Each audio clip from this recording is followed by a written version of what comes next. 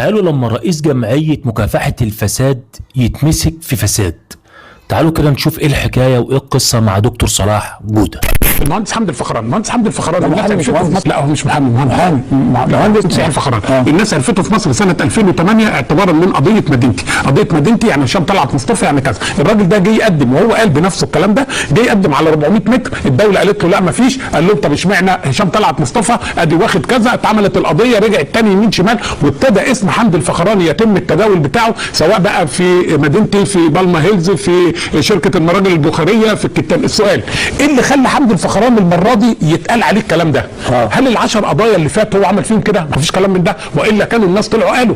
طب ايه اللي خلاه يقول دوت وما يعملش دولت؟ طب ايه اللي خلاه خلال الفتره ديت سليم؟ ما هو مفيش واحد يا بيبي يقوم من النوم انا ابقى سليم يعني من الناس في الصبح ابقى من الناس لابو لهب ضد المنطق يعني انا نايم هنا من الناس لسيدنا عمر بن الخطاب رضي الله عنه، اقوم من النوم ابقى ابو لهب ازاي يعني؟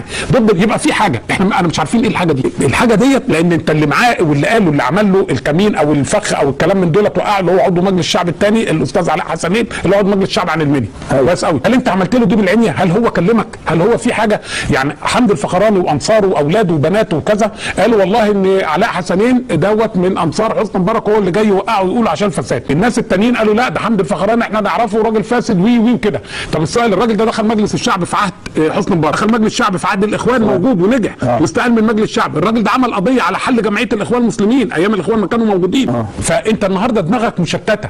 الراجل ده رئيس جمعيه مكافحه الفساد يتم ادانته بموجب الفساد.